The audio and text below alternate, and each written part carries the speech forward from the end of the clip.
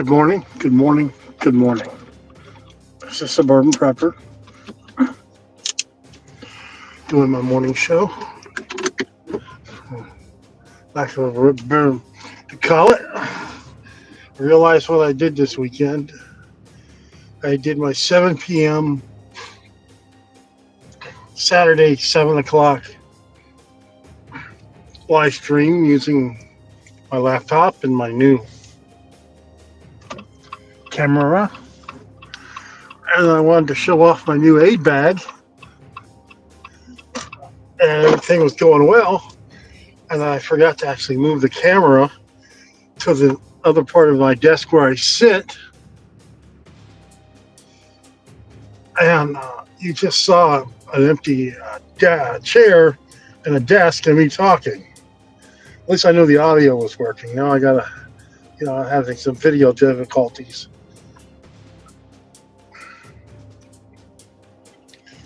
And that was that. What's an 18-wheeler doing here? They must be in the wrong place.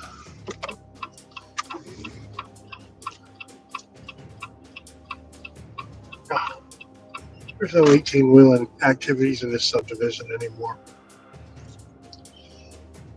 Or if they're dropping off some dirt, and where can I steal it?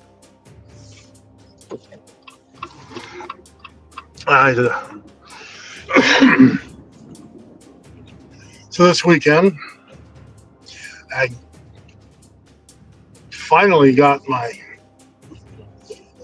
LR 300 lower from the gun store. It gets shipped from the manufacturer to a gun store that has a license to sell that you can do a background check, okay? So that's the process. And it's $45 for each one. I thought maybe if I got both of them done at the same time, it would be $45, but no, it's $45 for each one. And that's okay. So my LR 300, it has an M-lock railing on the bottom.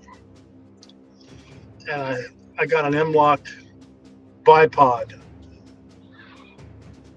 I couldn't use a GGG bipod, and I don't feel like making the adoption. Anyway, it'll work. All you got to do with those M-locks is screw them, and you twist it so it catches, and then you screw it in more tighter. And it's pretty simple to attach an M-lock device. I'm always bad with the little screws and stuff, but I guess I was so excited that well, here's what I did wrong at first, okay? I put the M-lock on the side and I wasn't paying attention to where the bottom of the upper was. And I was like, oh, this is silly. I'm thinking, folks, of creating another channel, one just about medical stuff, because I love doing medical videos, and I do it on anything that is related to medical. Okay. And it doesn't really have much to do with prepping, much as I'd like to think it does, and as much as I think preppers should watch these medical videos, because I always get this, I see this misinformation that people post.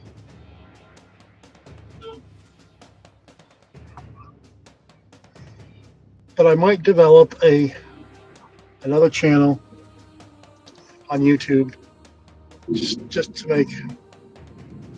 I got to get away from this truck because it's dropping rock. And nobody's going to let me in, so I'm going to just cut myself in.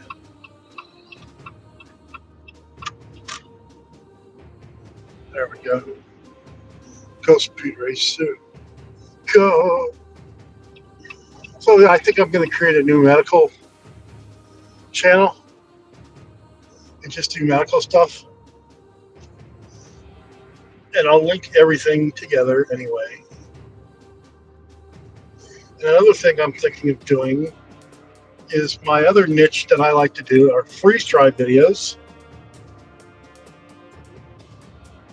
And there's a freeze-dry community of people that like to do freeze-dry, but a lot of preppers can't afford to have a freeze dryer, understandably so. Not cheap. And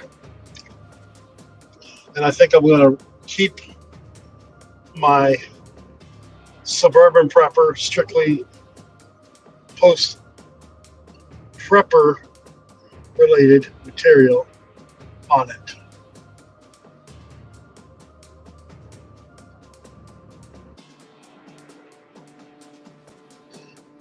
And it could be a good challenge of building up another channel. Because no one from the prepping community watches my videos that I make about freeze drying. I don't make enough garden videos to make a separate garden channel. My prepper garden, a component of my prepper channel. So crazy. Or maybe I'll do anything. I'm not sure which way to roll with this. It's just me doing all this by myself. Excuse me. So I did,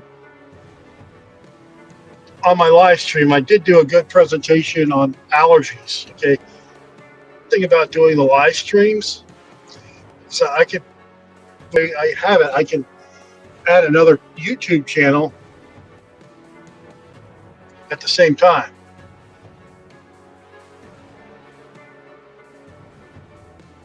So we'll see. Right now I'm on Facebook, Rumble, X, and YouTube. And as I've been posting videos to X lately, I've been getting people joining the channel, all from doing my live streams. Okay. Yeah, I could post videos on X, the ones that I make for my YouTube channel. And I could do the same thing for Rumble, but it takes a long time to. You have to download the video. And I really just enjoy doing the stuff. So anyway, let me digress. So I got my wife shipped off the bad 300 LR300 bolt carrier group back to Bear Creek Arsenal, and once I get that in, I'll be a happy camper. I can take it out, get it zeroed, and I zero everything at 100 yards. If I'm having difficulty, I go down to 25 yards. Notice that when you go zero something, folks, a rifle, you've got to make sure everything's mounted on correctly.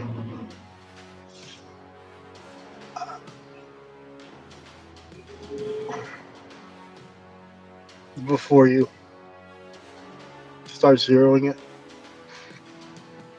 And what's tried and true that works for me every time, okay, especially now that I can do it, is to do take the bolt out and eyeball your target through the barrel and match the scope to what you're seeing through the barrel.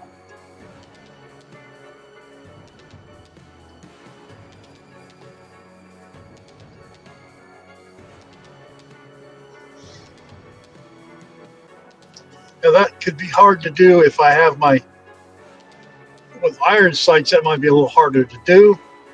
because it wouldn't be off that much anyway. And I mount my iron sights to the side. So I have to switch it around. So I would just mount it that way on I have a 2-vets tripod, and I can zero like that at whatever I'm trying to get a general zero for. And I would say it brings it in within 5 MOA. If I try to focus on something at 25 yards.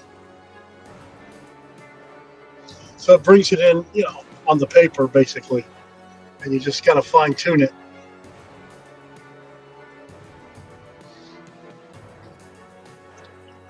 So that's my tried and true method to get a good. I had to do a video on that, but that's my tried and true method to zero a scope or a rifle or anything that's new.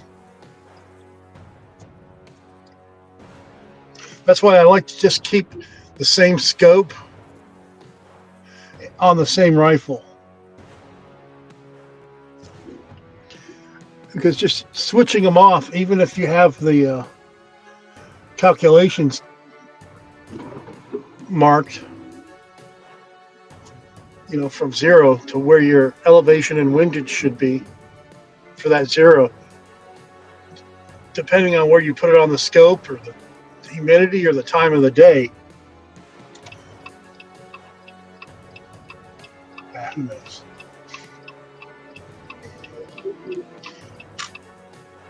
Then I thought to myself, okay, I'm just thinking out loud because that's all I can do. Is why don't I create another YouTube channel just for my Combat Medic book and my Combat Medic poetry book?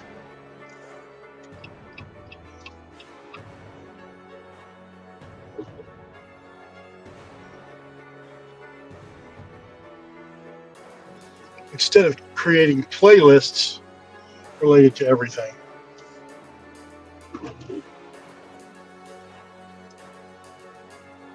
That's a lot to take in.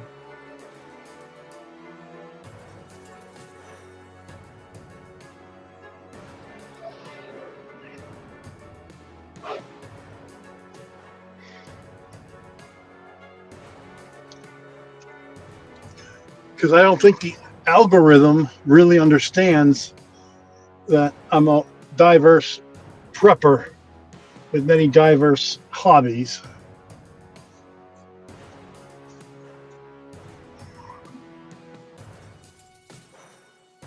How long did I get here? Oh, I'm on 93rd. Okay. You ever drive and you realize you're driving, but you forget how the hell you got somewhere?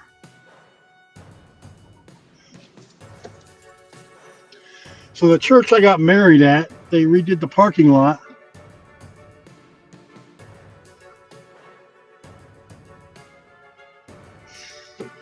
They seem like they have a festival every month or something.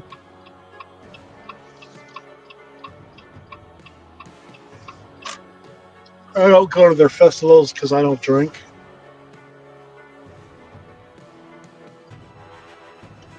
But anyway.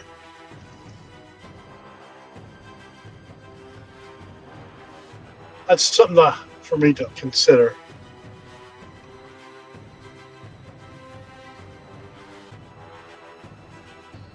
Yeah.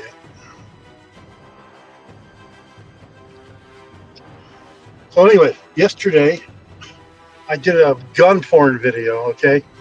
I compared the LR300 to my LR308. And if you're not a gun aficionado, you would think that the 308 is bigger than the 300, right? But no, folks, the 300 Win Mag is a lot bigger than the 308. Slightly different round. They're still both 30 caliber. The diameter of the rounds are still 30 caliber. I can shoot a 300 Win Mag through my current suppressor, but again, I don't think I'm going to be shooting my 300 Win Mag suppressed anytime soon. One, I have to get a mount for it from the company, and two, I'm just curious, if I got a tax stamp, I guess you got to pay $200 for each tax stamp. I got a separate suppressor for my 300 Win Mag, just to see what happens. I don't know. Go there if it happens.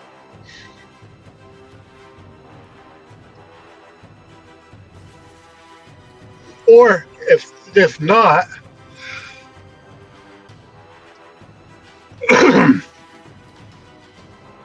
thinking of putting a nice juicy shark brake on my 300, my LR 300, or some type of other brake besides the one that it comes with. So what the shark brake does is when you shoot, it forces the air up and out to the sides, so the gun doesn't rattle as much when you shoot. For me, it's not the recoil that bothers my shoulder. Okay, I don't care. It doesn't hurt. It's like being punched in the shoulder. What bothers me is the loud noise. Is what startles me. But this rifle, like my LR 308, it's built on a heavy chassis. It's a heavy rifle. It has its own particular niche. It wasn't meant to go hunting.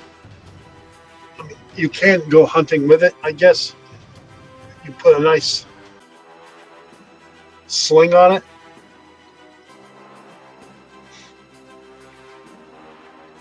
Which I'm going to put a nice sling on my rifle.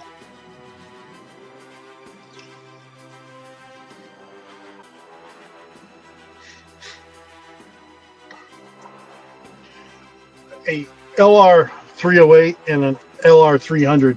These are not the kind of rifles that you mount like an AR-15. You can just carry on your back or your side. And I actually, when I see a soldier, when they have their rifle on their back and not at the ready, I sort of throw up in my mouth. That rifle on your back is doing you a lot of good.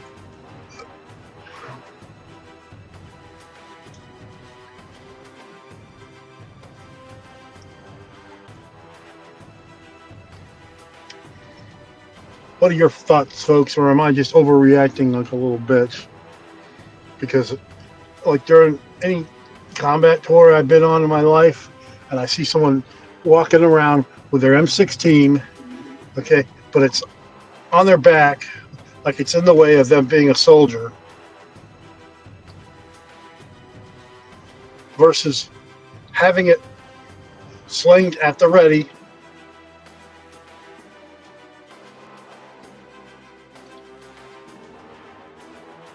I guess it doesn't matter anymore. I'm not in the military.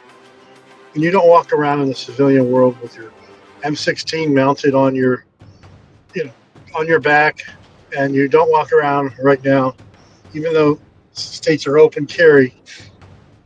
It's funny. This is why cops piss me off.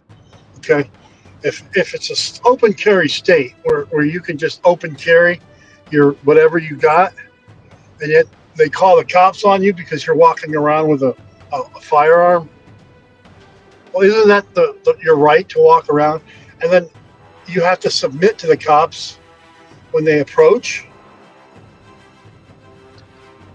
And then that's why, I can't back the blue. I won't change my American flag to put a blue line because if you're really pro Second Amendment, you would back the right to carry.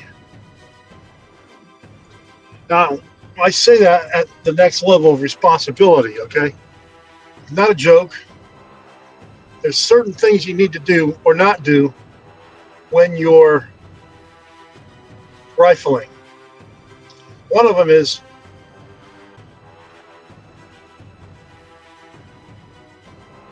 don't joke around. Keep your finger away from the trigger at all times if you're not triggering.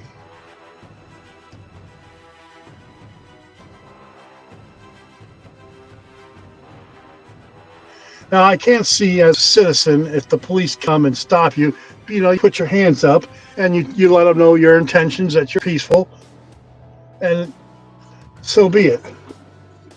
But see, what stemmed me one time, okay, and maybe again I'm being a little bitch. I was in Michigan at the gun range, and these cops, I guess they took over the gun range for a weekend or something, and they wouldn't let us shoot, and it was a private gun range. They wouldn't let us, just regular Joes, shoot at, when we were shooting. And I understand that they were not downrange doing stuff where you couldn't do it. They were just shooting, at targets themselves, and they wouldn't let this regular Joe's just shoot. I mean, it's almost akin, and I've never seen it happen, where a bunch of cops will take over a public gun range and forbid you from going there when the gun range is open to the public. But I guess, if it's a private gun range, they can invite or disinvite whoever they want when they want to. Okay, I got to step out of the car for a minute. Excuse me.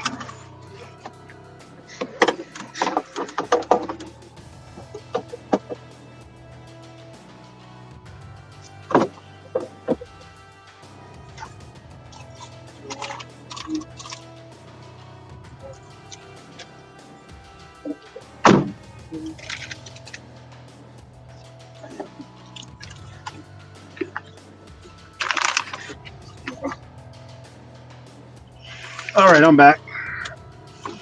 I think somebody's in a rush, as usual. So, and I think, personally, that cops should be paid a lot more for what they do.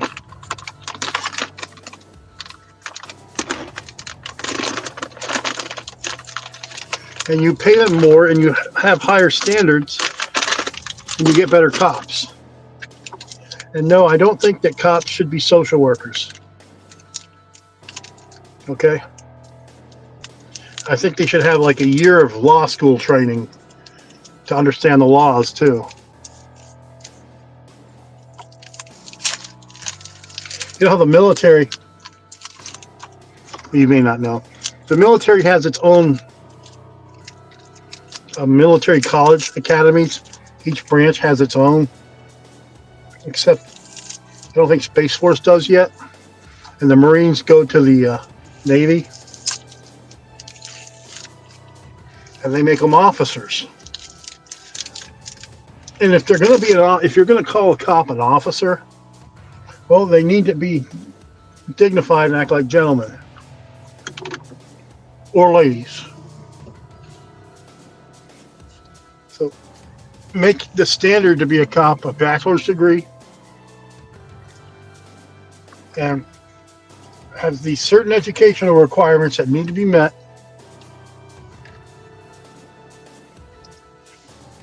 I'm not saying nationalize the police, God no, and have one school to make cops.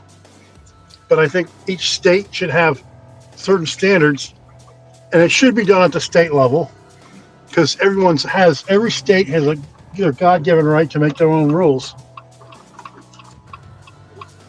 And of course, you got to know some of the rules of the neighboring states.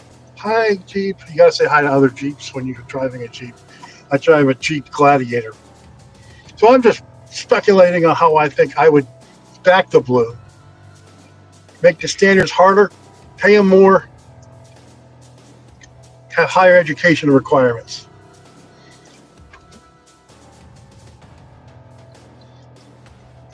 And somehow, instead of having cops just be historians,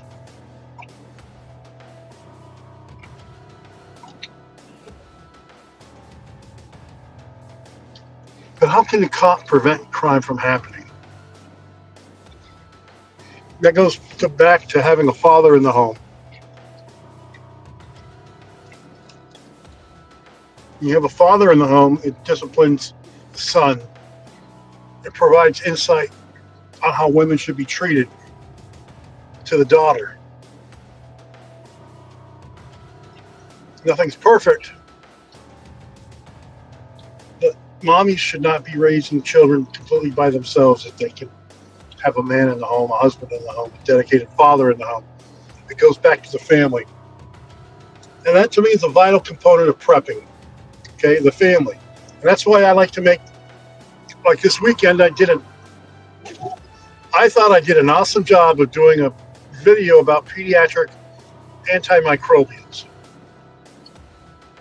And I put a lot of research into it, okay, and a lot of brain thought about what antimicrobials, if shit hit the fan, what I want, which I actually do have on me already, what I think preppers should carry as far as antimicrobials for the pediatrics, for the children, not for the grown-ups, because that's why I am reluctant to start a new channel. A lot of the prepping medical videos that I make are for preppers. They always talk about prepping for medical, right? But to them, that's just having a tourniquet and some tape and a Curlex, and that's their medical, or a Band-Aid. I'm a little bit beyond that. Now, if you watched my, well, you didn't watch it, I'm going to have to reshoot my video. If you watched my, when you watch my new video that I'll make again, of course I have tourniquets, I have tape, I have ACE wraps, I have the basic things in my medic bag. Folks, I've been a medic in the Army since, well, 1990s when I graduated from being a medic. Okay, I've been doing this for a long time. When I say something, I know what the hell I'm saying. If I don't know what the hell I'm saying, I don't know. Now, I know that practices can change, theories can change, treatment modalities can change. Packing whole blood now, I guess, is the thing. But you're not going to pack whole blood in your medic bag, right? You can't freeze dry blood and bring it back to life and expect it to. Blood is alive, folks. You can't just, if someone's in shock, it's one thing to consider a volume expander. That's another good idea for a video. Different types of IV fluids and their indications. Because now it seems like preppers have access to prescribed medical supplies, but they really don't know what to use.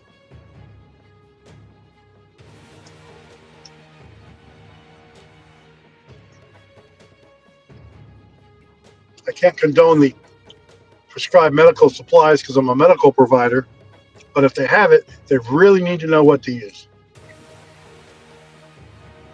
So that's a good idea, Patrick, for the one person watching me. Thank you, whoever you are. Oh, look at that John Deere. I love watching the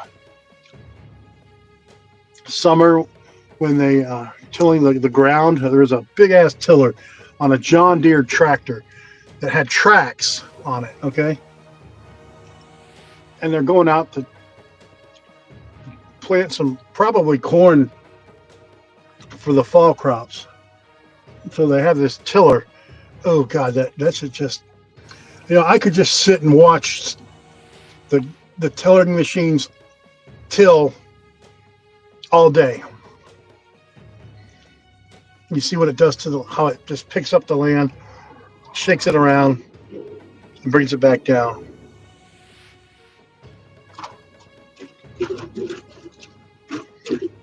I don't have a tiller like that, obviously. Basically, my tiller is a shovel.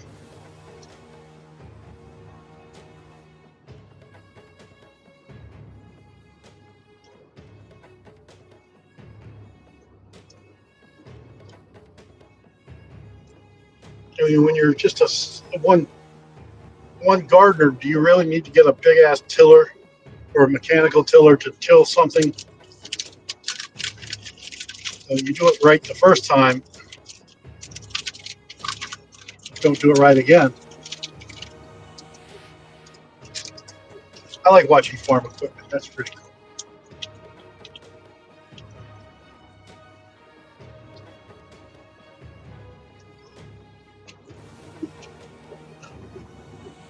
So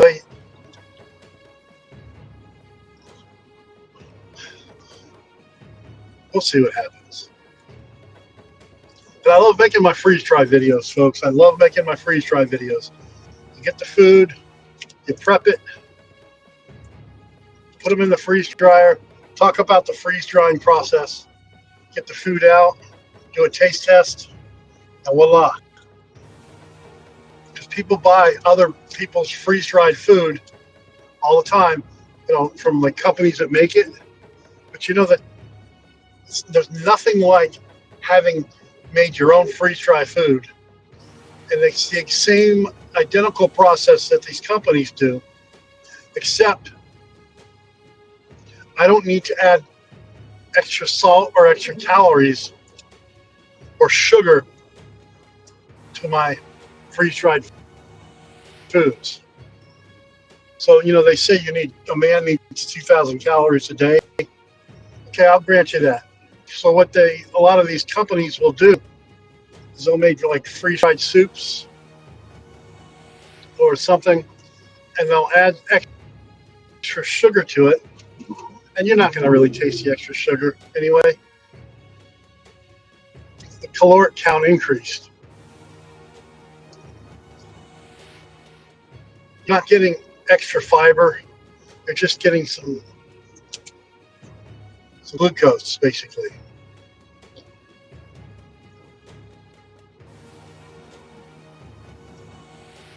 With these freeze-dry companies. And yeah, when you're starting out in a pinch, it's good to get these freeze-dry companies to get some of their freeze-dried food.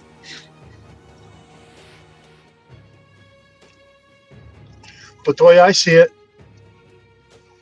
is save up, get a Harvest Right freeze dryer. Because even Harvest Right has a free layaway program. So you could just put some money down on it. They pay it off. They hold it for you. And when it's paid off, they ship it. And they don't charge interest, obviously, when it's on layaway.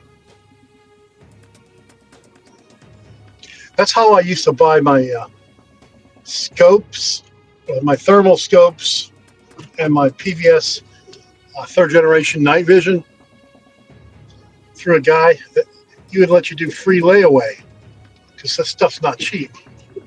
And then once you paid it off, you had to sign an ITAR form, and you're not going to send it overseas, which I'm not going to. Then he shipped the product to you.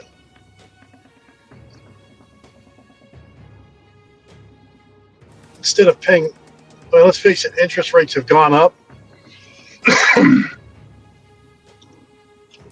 Credit card rates have gone up. I mean, there's some, like, you see these You get advertisements in the mail for credit cards, amazing, 26% or 36%.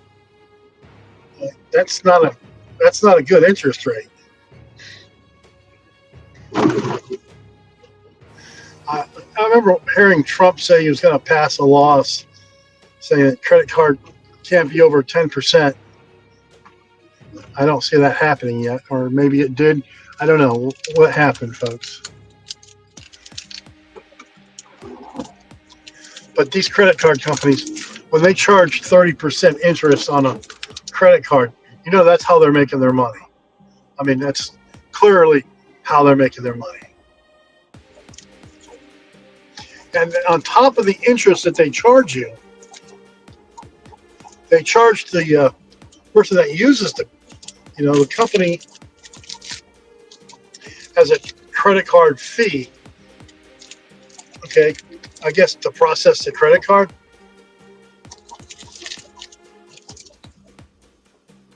Cash is king when it comes to some things.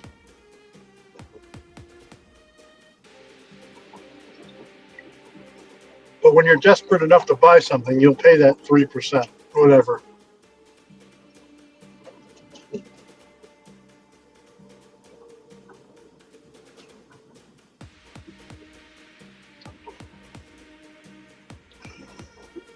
Anyway.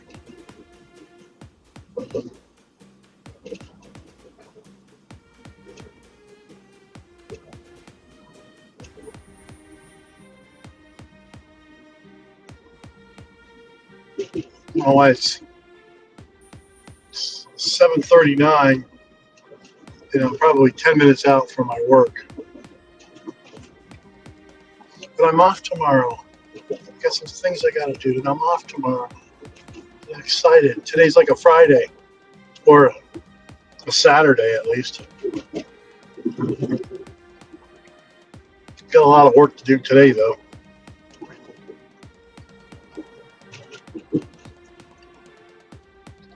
I used to work from home on Mondays. Okay. And this was during COVID.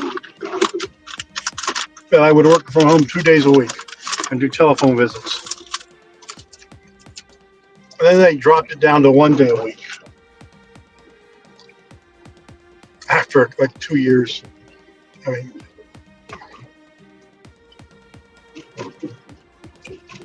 and then they dropped it down to no days a week working from home. But when I do the work from home, I make sure that I have, I like to do my telephone visits on Mondays. I jam pack my telephone visits. So I'm actually, doing work. I mean, yeah, there's other work I can do on Mondays, but I didn't have a phone visit. Catching up on paperwork. Does it sort of suck that I have to go into the clinic 5 days a week? And they won't let me see my own patients on the day I work from home. If they come in for something, they schedule them with another provider, which is stupid because I'm actually there in person. But like last week when one of the other providers was there in person, they scheduled the patient to come see me for some minor issues.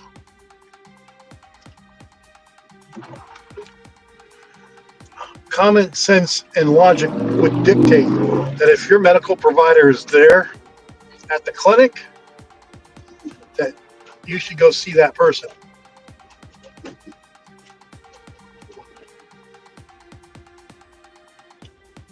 Because they have an established relationship. And that established relationship is not something you can document on paper. You just know a little bit about your patient more than somebody else. And two, you end up, I'm doing a medical lecture again, shit. But you end up asking the same historical questions that sometimes some of these patients are very impatient and hostile. Why are you asking me that? I ask what I need, not for some guilty pleasure. I want to make sure I get all the information that I need to make an informed choice.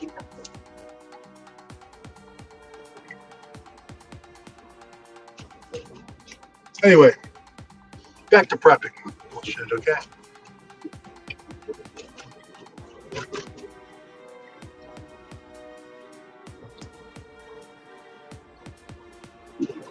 Yeah, I'm back to prepping.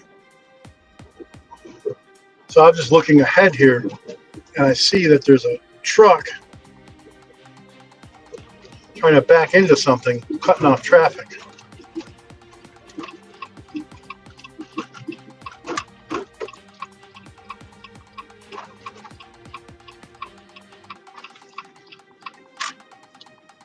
Okay, I made it across the intersection.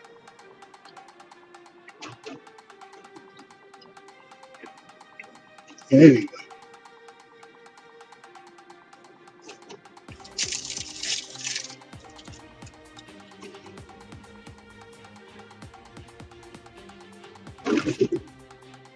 These awkward moments. And for some reason, my live stream on Saturday didn't have the usual number of viewers that it has. I need to do a better job of pre-promoting it on my various channels. I'll work on that too.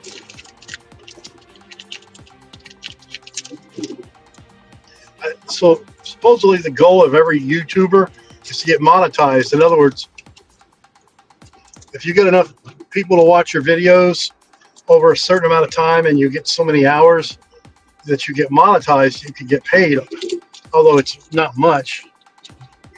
And if you're still trying to meet the minimum requirements like I am, you're not going to really have a big audience to begin with. But you got to start somewhere. And I am making these mistakes with my YouTube videos, and they're learned mistakes.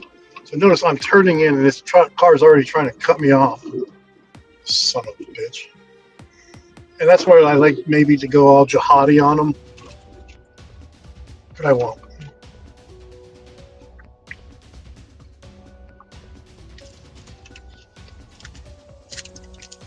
I'll just let it go.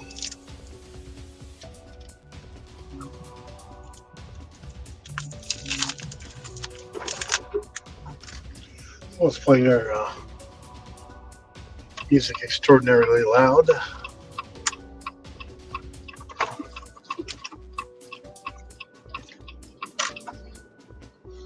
Every time I come across the border, the mentality of the drivers in Illinois is so much different than Indiana. Chill, baby, chill is what I gotta say.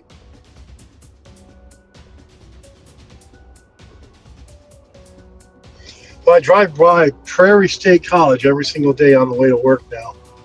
It's right next to where my clinic is.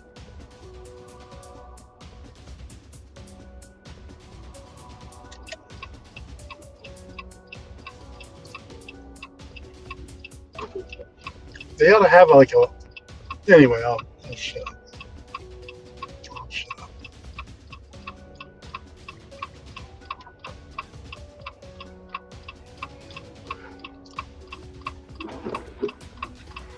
What cop is this?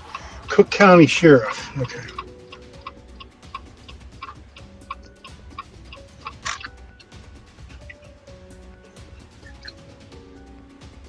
Now, one thing I'm not 100% understanding about the 5-0s, okay, is that they sometimes have like Cook County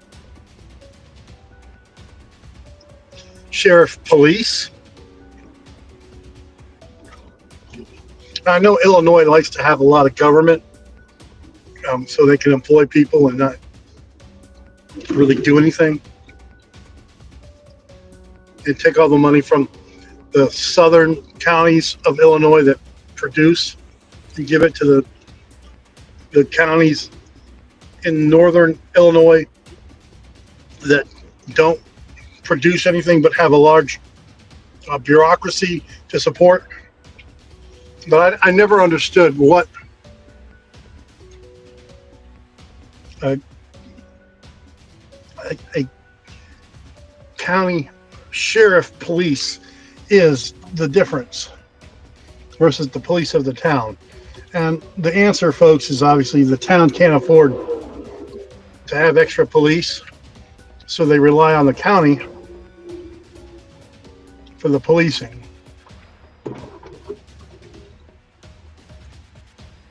Is my best understanding.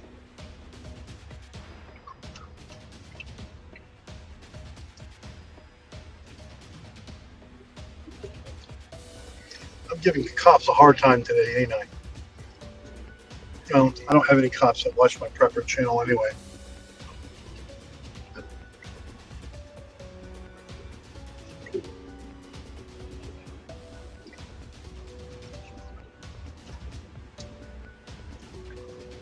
So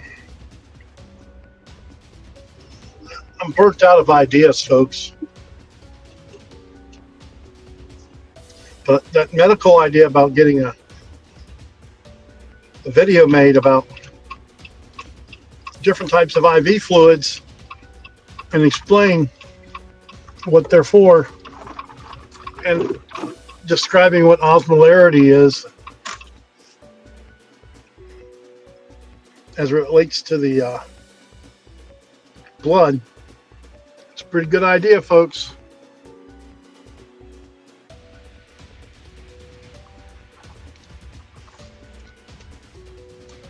And I'm going to park in my spot.